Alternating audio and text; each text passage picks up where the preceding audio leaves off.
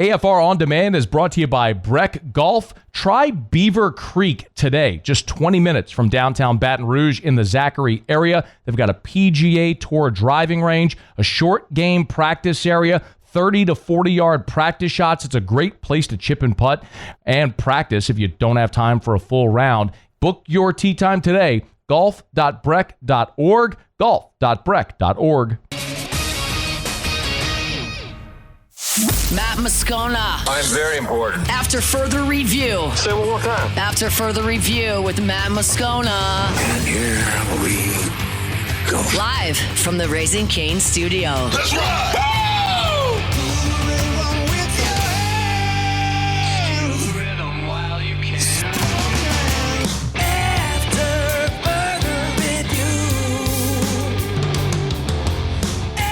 And off we go. Welcome aboard. Glad you're with us. It's AFR, presented by Goodwood Men's Sexual Wellness. I'm Matt.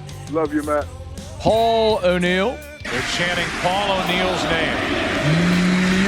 So. And Mr. Toby Tomplay.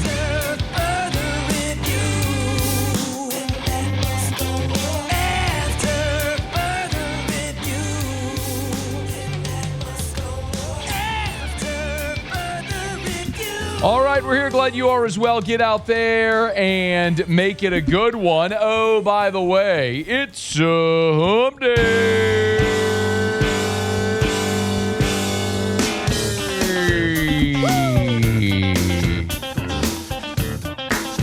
It's hump day. Yeah. Mike. What day is it, Mike? It's hump day, Mike. Hump day. Like it is every Wednesday. It's hump day. Something that doesn't happen every Wednesday at this time. Mike. What day is it, Mike? LSU playing baseball. Hump day. That is, however, happening right now. It's hump day. Tigers leading Nichols 6-1. Mike. What day is it, Mike? Day baseball.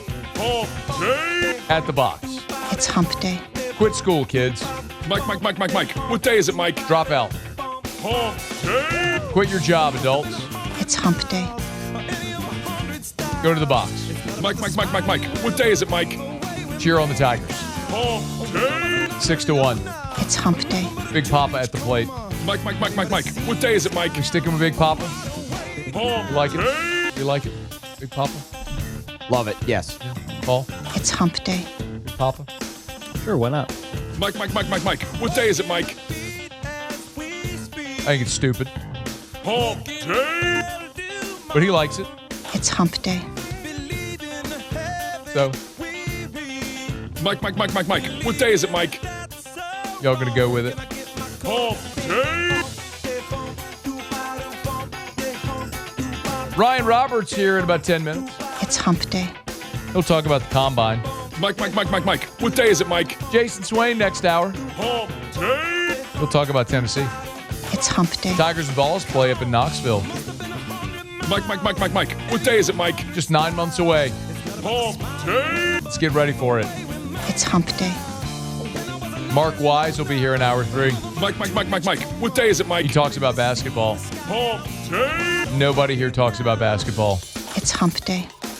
Is there anyone who can come save us and actually make people care about basketball? Mike. What day is it, Mike? Maybe.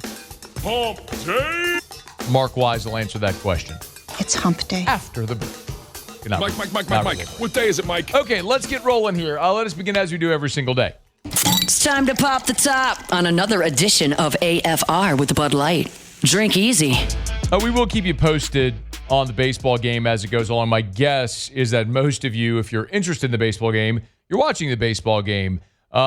So maybe have the baseball game on, sound down, hang out with us here. Tigers are leading 6-1. Solo homer off of Zach Cowan in the first. Tigers responded with a 5 spot in the bottom of the first. Trent Carraway had a grand slam. That was the big damage there. Tigers would add another run on an RBI ground out by Jake Brown in the second. So 6-1 is the score. We've seen now Cowan, Dothy, Theophilus, and Santiago Garcia is on the mound right now. So LSU is going to use a lot of pitchers. So whenever this one ends, we'll get you caught up in what you need to know and what you missed throughout it, and we'll get some reaction and all that good stuff. So Tigers right now leading 6-1 against Nichols at the box. They are in the bottom of the fifth right now with a runner on first and 2 outs. Seth Darter at the plate, so we'll keep you posted as this moves along. Just a quick thought here. I'm not going to break down the LSU game against Texas yesterday.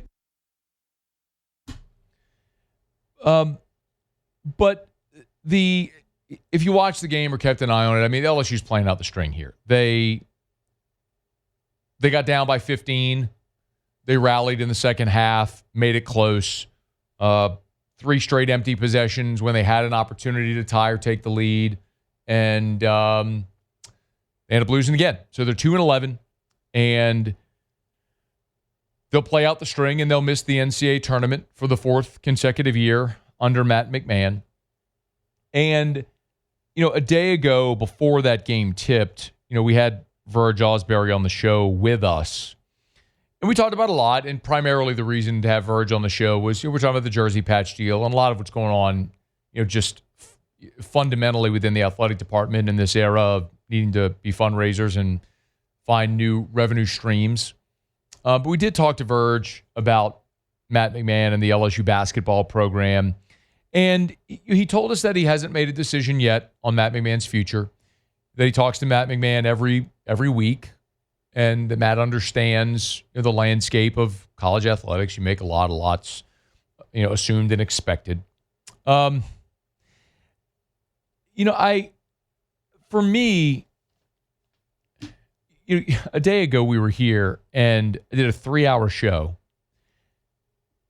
and not once in 3 hours, not once, literally not one time, over the course of a 3-hour show, did we even mention that LSU was playing basketball at Texas.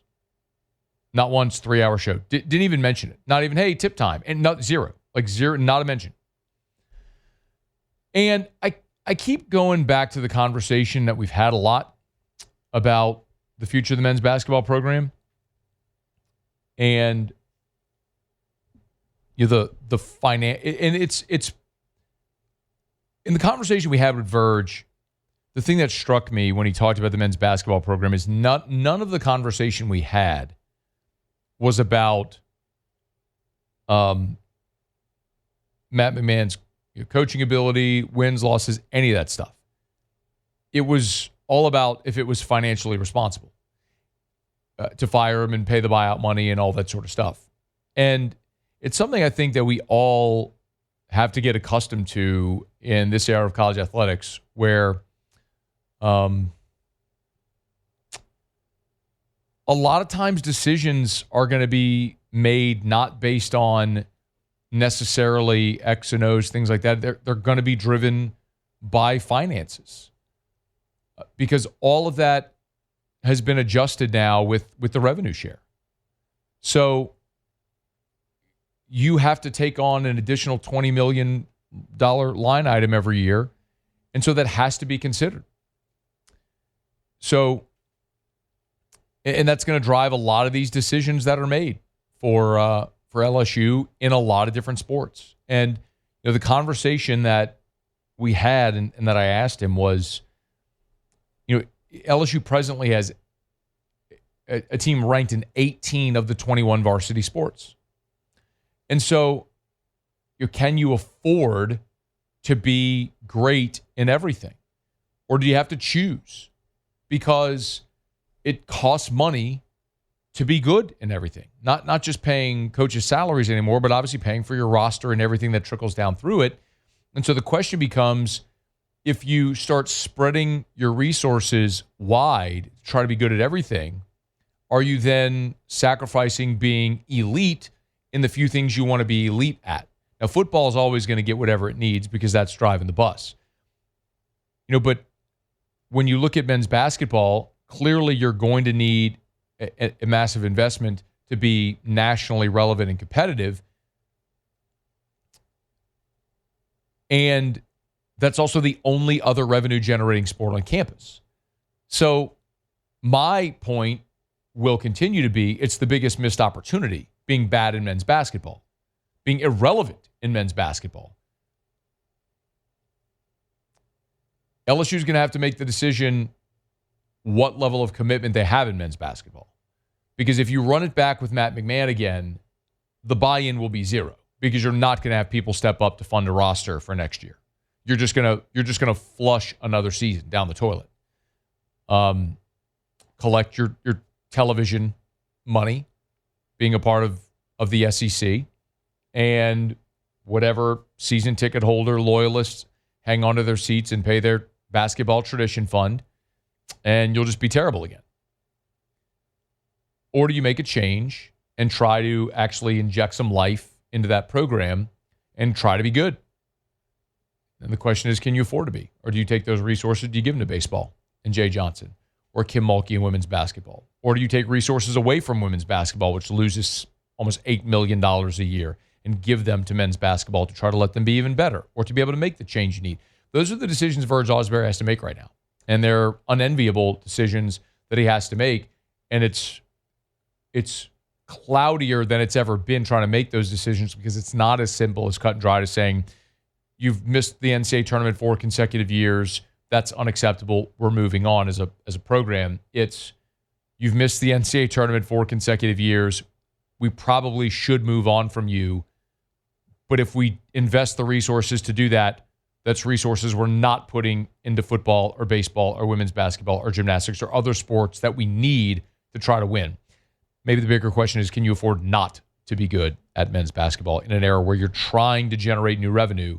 Your biggest missed opportunity continues to be the lowly men's basketball program. So Tigers are 2-11 in the league, tied with South Carolina, bringing up the rear. Carolina's overall record is 11-15, so LSU one spot out of the cellar, and it's not going to get any better. They play a ranked Alabama team. They got to go to Ole Miss. You got a shot to beat Oklahoma in Baton Rouge here in a couple of weeks, but then you got to go to Auburn and then against Texas A&M. So maybe you get to. Maybe beat Oklahoma, get to 3 wins. Could you steal one somewhere else, get to 4? Maybe. But it's it's certainly disappointing, but a big decision Verge Osbury has ahead of him, one that clearly as he told us a day ago, he's not yet made. All right, it's after further review. We're glad you're with us. Show Open Every Day is brought to you by Bud Light. Drink easy with the great taste of Bud Light. Programs that do win, LSU baseball. National champions, of course, they've got the commemorative national championship 16-ounce aluminum bottle available at great local retailers. Make sure you grab a commemorative box of those 16-ounce aluminum bottles. The white tiger stripe logo with the national championship logo on it as well. Pick it up at great local retailers. Stock your fridge. If you're heading out to the box, make sure you drink easy with the great taste of Bud Light, the official beer of the LSU Tigers, the official beer of AFR. All right, y'all, it's after further review. We'll knock out a quick break. Come back. Combines next week in Indy. We'll get a little bit of a preview with Ryan Roberts, who covers the draft. We'll do that next at AFR. AFR. AFR is brought to you by the Watermark and the Renaissance. Watermark downtown, Renaissance Southtown, right there on Bluebonnet. Of course, Renaissance, sprawling, gorgeous hotel with more than 30,000 square feet of meeting space, an absolutely amazing spot to go host whatever event that you have. I've been to galas and fundraisers and awards banquets and all different types of events at Renaissance Baton Rouge, and it's so convenient right there at I-10 and Bluebonnet. It's between Perkins Row and the Mall of Louisiana on the other side of the street on Bluebonnet. You know where Renaissance Baton Rouge is, but you walk in and it's gorgeous. The thing about Renaissance, as I've learned, is every Renaissance is unique to that market. So they have decor that is specific to the cultural significance of that market. You'll notice that when you walk into Renaissance Baton Rouge. Of course, Tallulah, the restaurant there inside of Renaissance Baton Rouge, check it out. Watermark Downtown and Renaissance Baton Rouge. After further review, presented by Goodwood Men's Sexual Wellness. Visit yourgoodwood.com.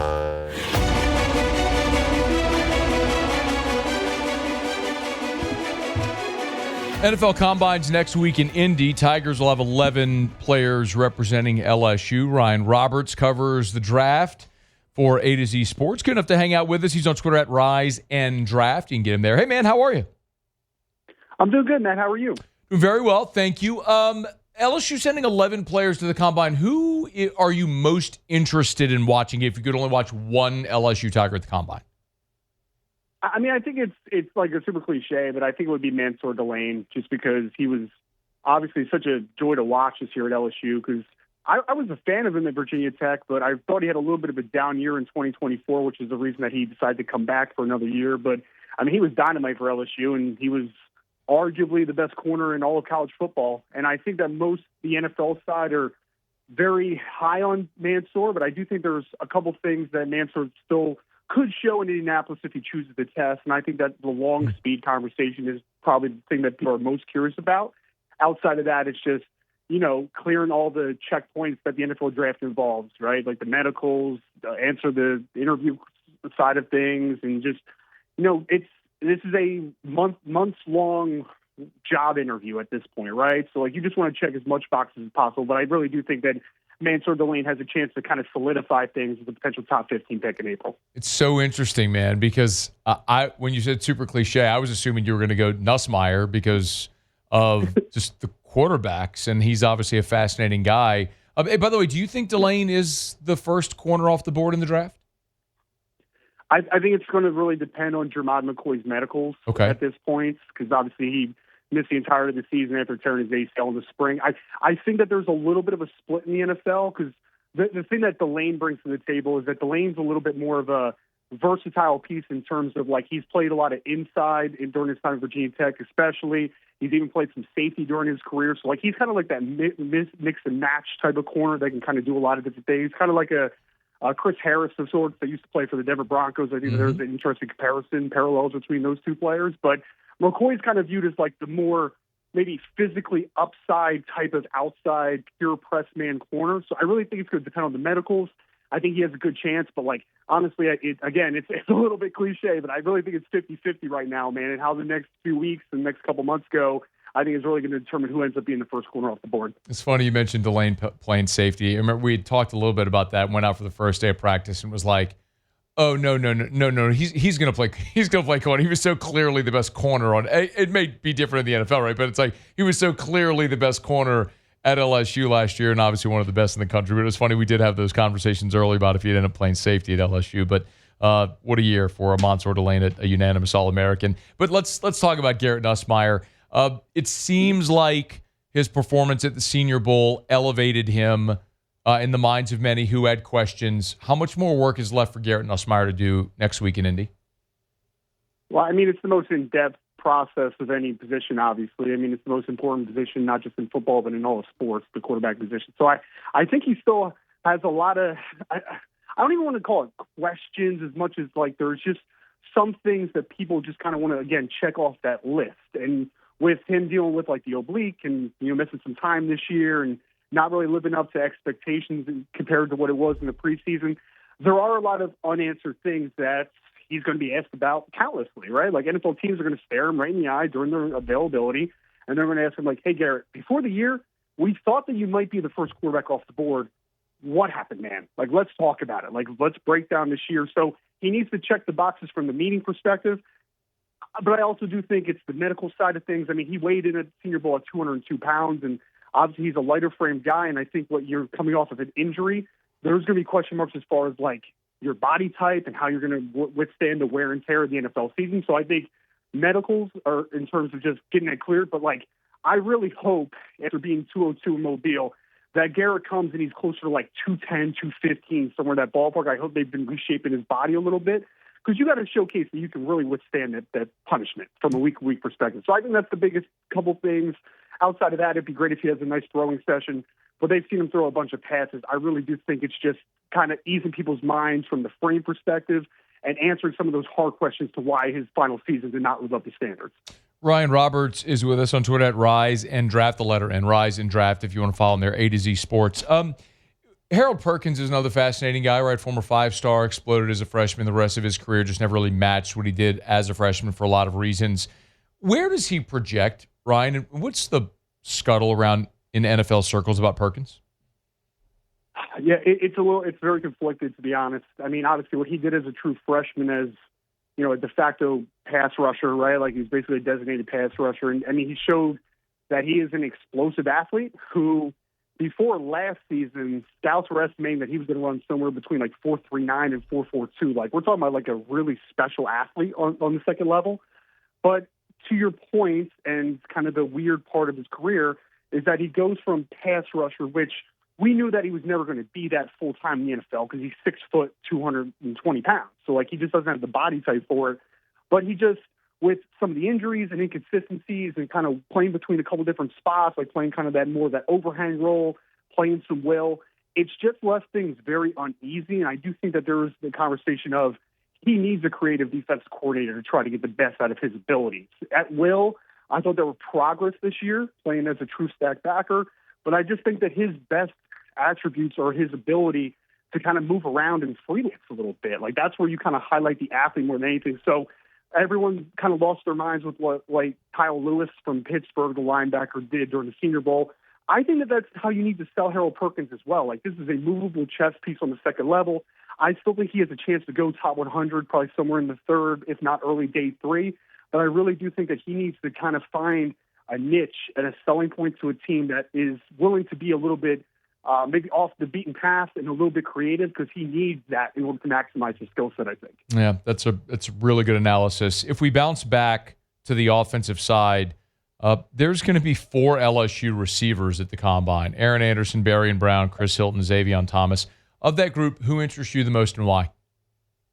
Now, before the season, I loved Aaron Anderson. Like, I was infatuated with him because I really think that he is an easy projection to the NFL level in terms of it feels like we have these slot receivers who are just easy separators and can wait after the catch that stick around forever. You know, like, those guys just kind of find a way. And Aaron in 2024 was awesome. And then obviously this year, banged up, he wasn't available, wasn't even himself, honestly, when he was available at times. So I really do still like the floor of Aaron Anderson, but I mean, I think he was a borderline, like, top 100 to top 150 player going into the year.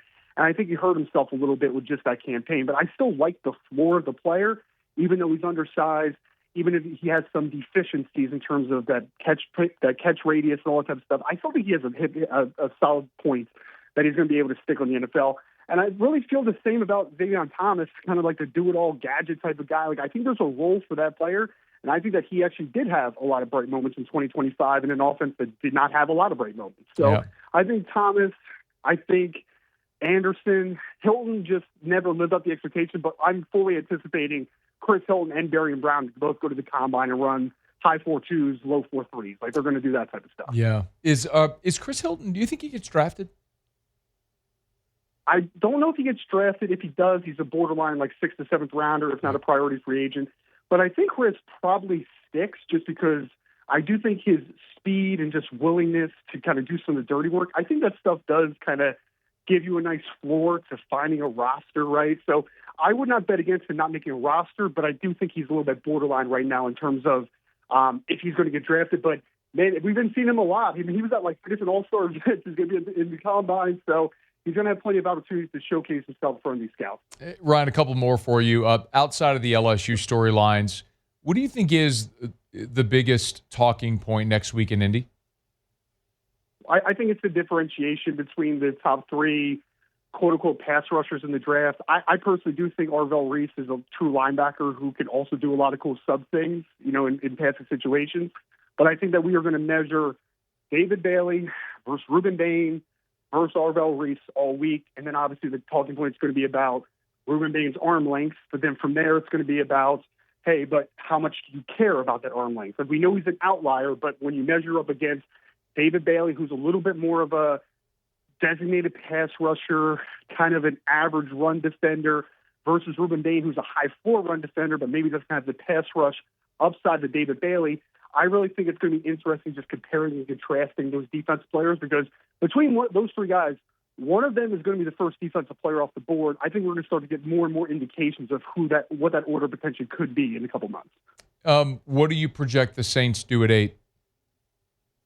So I'm in between 2 different things. I think one is the best pass rusher available, you know, right? Whether that is Ruben Bain or David Bailey potentially gets there, or even Arvell Reese is kind of a do-it-all player. I think that would be super intriguing. Outside of that, I'm kind of infatuated with giving him Jeremiah Love, man. Like, I am. It's so interesting because I know obviously Alvin's on the back end of the career, but my comp for Jeremiah Love is Alvin Kamara with a little bit more home run juice. So not even a little bit, more home run juice, right? So I think him learning from a guy like Alvin Kamara, even if it's brief, I think could do a lot of wonders for, like, the stability aspect of things. But I really do think that you got more out of Tyler Shuck in year one than I think a lot of people expected.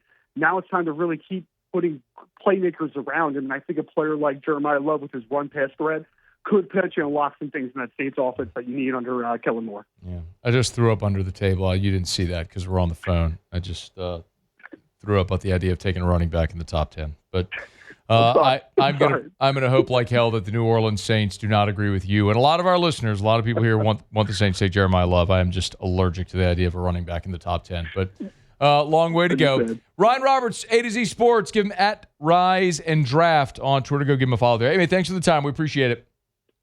Appreciate it, Matt. Thank you so much. Okay, man. Be well. It's after further review. Brought to you by Rouse's, official supermarket of the New Orleans Saints. Speaking of which, Rouse's.com, Rouse's.com. 76 Rouse's locations. Love it. Over the past month or so, they opened up their 10 newest locations to get them to 76. Rouse's.com is where you can find the locations nearest you. You probably know where they are. King Cake season has passed, but y'all, you know what time it is now? We're in a Lent. Means you're going to start having Fridays where no meat. If you're a practicing Catholic, you're going to be looking for all those Friday seafood options. Rouse has got you covered. Crawfish boiled every single day at their in-house boiling rooms. Go on by and get them. It's Rouse's. Rouse's.com. Rouse's.com. Rouse's. I just opened up their Facebook. Crawfish price drop. Look at that. Live crawfish, $4.96 a pound. Get on by and get it. Rouse's. This feels like home. All right, it's after further review, y'all. Thanks for hanging out. Hump Day Show is brought to you by Goodwood Men's Sexual Wellness. We'll talk a lot about the Combine next week with the goings-on in Indy, see how the LSU guys do. I think Nuss is certainly the most interesting storyline. Perkins, very high-profile player. We'll see, but no shortage. 11 LSU Tigers making the trip. So, A&M has 13, Bama had 12, LSU and Ohio State 11 each. So a lot of Tigers be getting some work done next week in Indy. We'll follow it along as we get closer to the draft. All right, it's after further review. We'll knock out a quick break, come back, go around the SEC. LSU 6-1 on top of Nichols there. They're bottom 6 with no outs. And runner on first. We'll keep you posted with that is Braun at the plate. So we'll keep you posted as this moves along. It's AFR. After further review. How much is your home worth? I don't know. You haven't had it appraised lately? That's okay. Well, look, you can certainly get a realtor out, get someone out to appraise your home, or something that's easy and totally free, and you can do in literally 30 seconds, before I'm done talking, is you can go to agent225.com. Agent225.com. That's Darren James's website, agent225.com. On the homepage of the website, they have this little tool there. It says home value. If you're on desktop, it's bottom right. If you're on mobile, just scroll. You'll see it says home value. All you do is you just punch in your street address, and then it'll use local market data. So it's like one of the big national things. This uses actual local market data to know and comp what your home value is worth within a very realistic range. And it's totally free. So check it out at agent225.com, agent225.com. Thinking about selling your home? You want to know what your home's worth? Find out right now. Agent225.com. Think real estate, think Darren James. After further review, presented by Goodwood Men's Sexual Wellness. Visit yourgoodwood.com.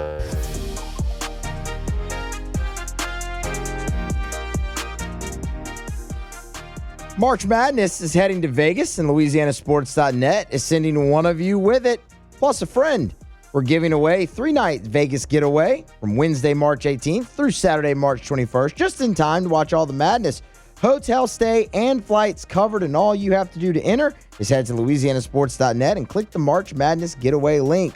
Sign up now before our March Madness Pick'em launches. Get yourself entered, and you could be watching the tournament from Vegas instead of your couch. Winner will be announced Monday, March 2nd. Easy. LouisianaSports.net. Flights, hotel. Go watch the first 2 days of March Madness in Vegas. You kidding me? Oh, wouldn't you do that? Totally free to enter. Over at LouisianaSports.net, LouisianaSports.net. Baseball Tigers hanging on 6-1. Fireworks early.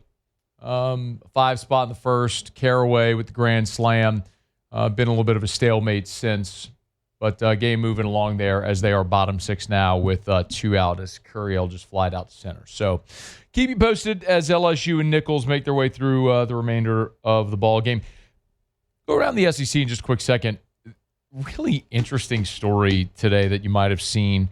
The weird winding road that Jaden Rashada has had one chapter of it end. Remember, Rashada was one of the highest profile quarterbacks in his signing class. He had an NIL deal at Florida and ultimately sued Billy Napier and Florida booster Hugh Hathcock for what is said to be the NIL deal, which was worth as much as $13.85 million. Like, that was the NIL deal that they had agreed to. Remember, this was in the collective era when things didn't have to go through a clearinghouse. Well, Rashada says they defrauded him, backed out of that promised NIL deal. He never plays at Florida. He ends up going to Arizona State, then transfers to Georgia. Then this past season ended up at Sacramento State. And now Jaden Rashada is at Mississippi State. We don't know the terms of this settlement. Rusty Hardin is his attorney, Rashada's attorney. But said basically Rashada he's made his point, wants to move on. Also probably tired of paying lots of legal fees, and also has just not been a very good college football player. You want to talk about a gigantic miss in all the recruiting services. As a freshman at Arizona State, he made just 82 passing attempts, 4 touchdowns, 3 picks. Didn't play at Georgia in 2024, and then this year at Sacramento State, just 42 passing attempts for 264 yards, a touchdown, a pick. So for his career, over 3 collegiate seasons with 3 different programs, he is 61 of 124 for 749 yards, 5 touchdowns, and 4 picks. That's across 3 seasons. Now, he only played in 2 of them, but maybe better luck with Jeff Lebby in that offense there at Mississippi State. But Mississippi State also has a dynamic young quarterback that we got to see at the end of last year, who I think a lot of people are very high on in Starkville. So does Rashada even get on the field there? Maybe an interesting spring battle. I don't know. I don't cover Mississippi State every day to know which way they might be leaning there. But the Rashada case, anyway, the legal proceedings are done. Part of me looks at it and goes, man, if you're Jaden Rashada, I guess if there's a settlement on the table that's worth it, you do it. But at the same time, you're certainly never, as you've seen the way 3 years in college have played out, you're never going to have the earning potential you do of whatever damages you're going to collect from this legal proceeding. So I guess you could always go to court and there's a chance you could lose. So you take the settlement, take what you can make. But Jaden Rashada, the Florida case now closed, and he's off to see if he can do it in the SEC at Mississippi State. All right, it's after further review. We are brought to you by Evermore, EVAMOR, Evermore.com. Always keep my bottle of Evermore here on set with me. Drink Evermore every single day. Encourage you to do the exact same. Remember, this is natural artesian water, and it matters. And I challenge you to do this. I challenge you to get a bottle of whatever water you normally drink and grab a bottle of Evermore, drink them side by side, tell me you don't taste the difference. It's so strange that because I drink, not strange, it's true, because I drink Evermore every day, like if I go to a restaurant and they bring like tap water in a glass, it's kind of repulsive. Like, you will notice the difference of the purity of natural artesian water and why it is a better, healthier alternative. Listen, you can go read reviews. They don't ever make medical claims or health claims or anything like that, but you can go read reviews of things people have said about drinking and integrating Evermore into their daily diet and part of their lifestyle. I mean, I use Evermore in my Keurig. That's what I drink. It's a healthier alternative, and it's a Louisiana product. Find the great local retailers near you that have and carry Evermore, or you can order online at evermore.com. EVAMOR, evermore.com, evermore.com. Okay, do it every day about this time. Let's go around the SEC. Around the SEC, bringing you the biggest news from the nation's best conference. The Oklahoma Sooners. Sooners expected to hire DeLand McCullough as their new running backs coach. Pete Nakos had it first. Sooner Scoop reported it also. So he replaces DeMarco Murray. Of course, DeMarco Murray, the former Oklahoma running back, who is outgoing. McCullough spent this past year with the Raiders as their running backs coach. Now, where he coached Ashton Genty. Now he's headed back to college, where it'd be the first time that he'll be back since he began his coaching career in college football in the year 2000. He's bounced back and forth with the NFL and college. The Auburn Tigers. Keyshawn Hall will play for Auburn this weekend against Mississippi State. Just a one-game suspension for Auburn's leading scorer. They'll play Wednesday, according to the SEC's availability report, which was released on Tuesday night. Been an eventful week for Hall. Traveled but did not play in the loss to Arkansas over the weekend after Stephen Pearl said he didn't live up to the standard and expectations of the program. Hall's averaging almost 21 points per game this season, but Hall will be available tonight, Wednesday, against Mississippi State. The Tennessee Volunteers.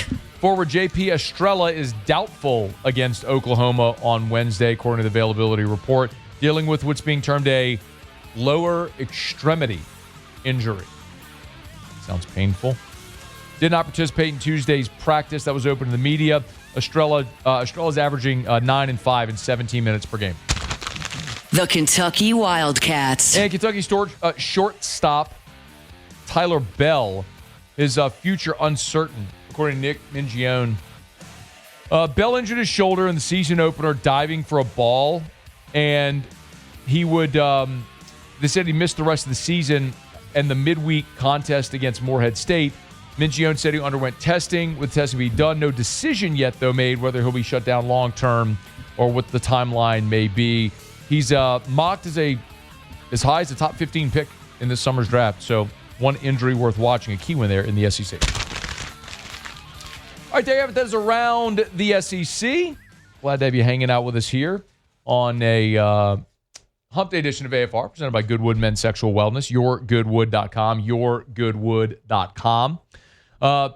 Pass ball there, and Stephen Milam scores from third, so it's now 7-1 LSU here in the bottom of the sixth with LSU against Nicholas. 2 out with Jake Brown on third base, Cade Aaron Beatty at the plate. So we'll keep you posted to see if the Tigers can get Brown in from third base. But Tigers up, it's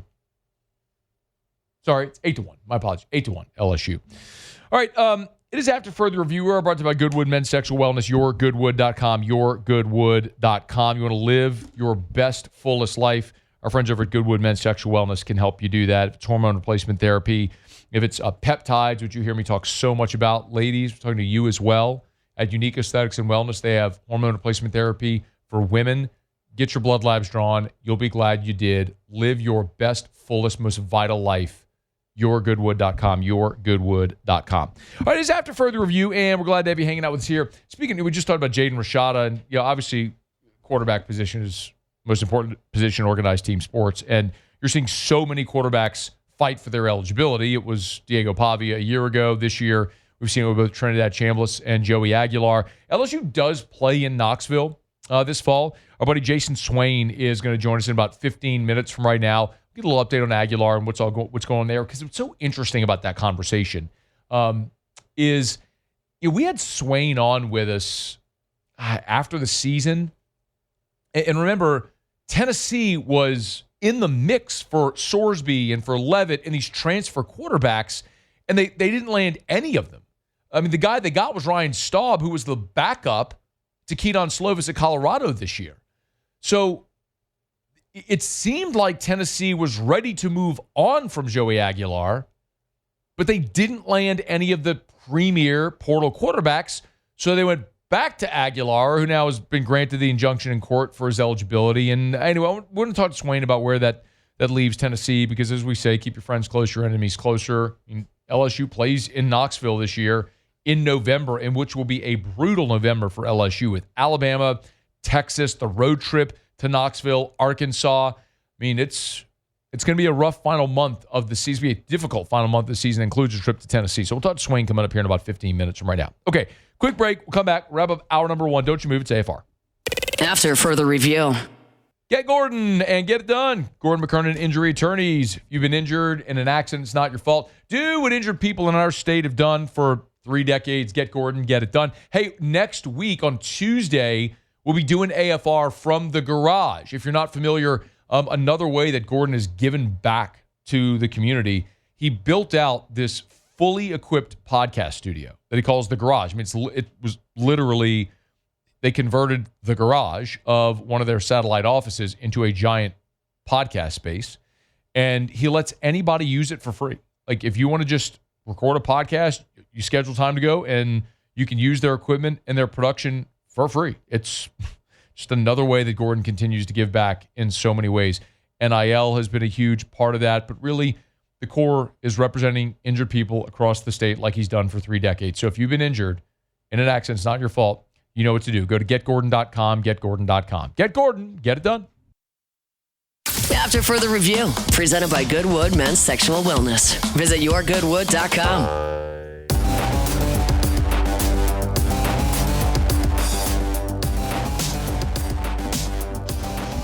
Tigers had the bases loaded. See if we can make it hurt. Zach York had popped foul. Looked like Nichols should have been out of the inning. Third baseman couldn't make the play. He walked. So bases are loaded. This is for Dardar. So Tigers already have 1 grand slam in the game with Trent Carraway. We'll see if Dardar can really make it hurt.